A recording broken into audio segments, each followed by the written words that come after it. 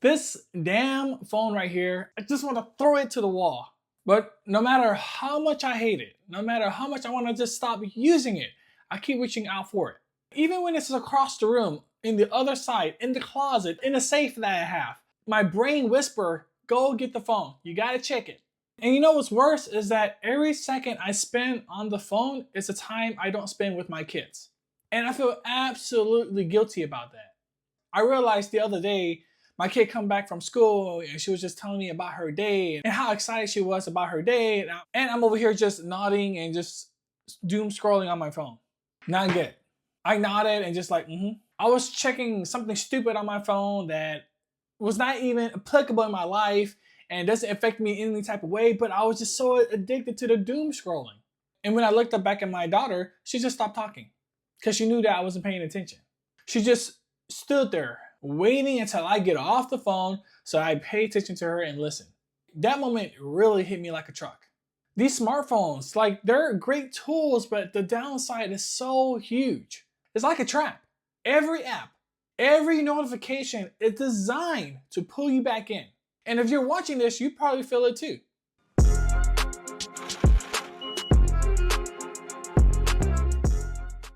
So in this video, I'm gonna break it down.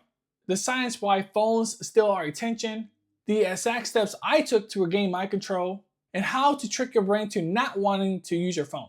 And the problem is weird because it isn't discipline.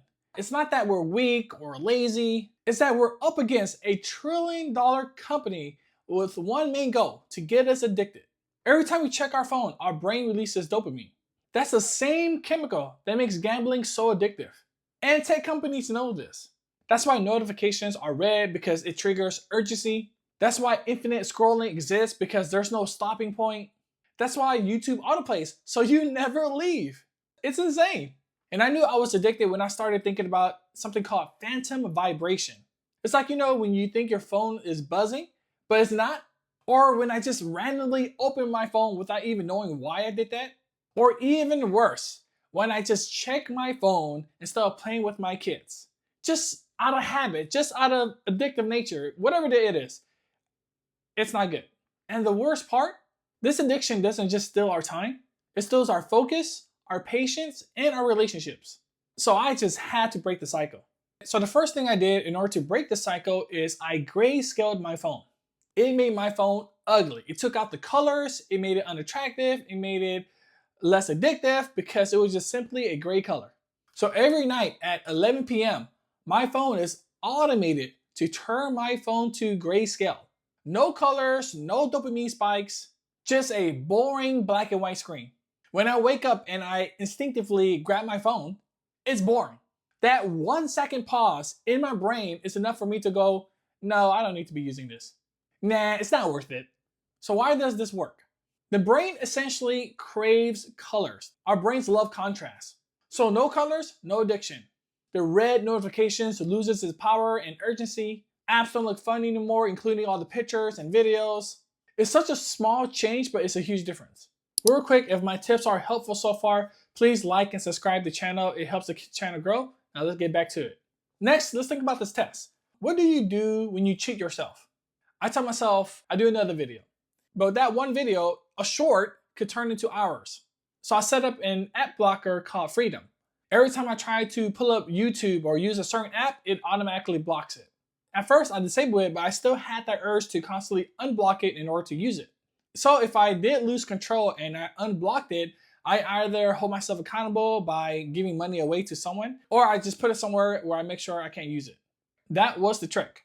If my brain knew that one bad action, like unblocking and using the phone again, it meant bigger consequences down the line, which I wanted to avoid. It made me hesitant, but luckily that hesitation means more freedom since I don't use the phone. The next step I did was, how can I use inconvenience to kill bad habits? So one of the things I did was I tried to keep my phone out of my office as much as possible. If it's in my pocket, I'm gonna use it like 100 times. If it's across the room, the farther away it is, the usage is gonna drop dramatically. And if it's in another room, in the safe, in the closet, it's gonna drop by at least 1 or 0. And at first, I was constantly getting up to check it because obviously it takes time to get used to it.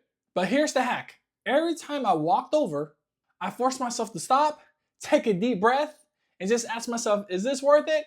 Most of the time, it's no. There's no reason to go check it. Then I go back and sit down and start working again. Once again, that tiny pause, that 1 second pause, allows you to think and then make a good decision. As I mentioned before, using the phone and not playing with my kids increased my guilt.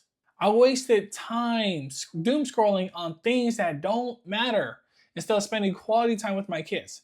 Just the regret of my kids telling me about their day or explaining to me something they learned and just want to talk with their dad. And then I was just not present. I was just not there. My mind was somewhere else. That's not good.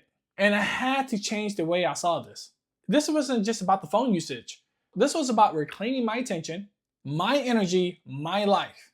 So one thing I try to do to increase my dopamine versus using the phone is take cold showers in the morning. By taking that cold shower, I don't need any other huge dopamine hit because that cold shower does it already. And cold showers are great because it puts me in a discomfort, it increases my dopamine level, I become more better focused, and I increase my attention. So it helps a lot in multiple ways. So I also use cold showers as another step in my arsenal. While I do hate the phone, there are ways for us to combat the addictive nature that comes with it. Now, every time I reach for the phone, I ask myself, do I really need to? Like, give me that few second pause to ponder on why I need this. And 90% of the time, 99% of the time, I don't need to. I ask myself, what am I looking for? And is it worth my time?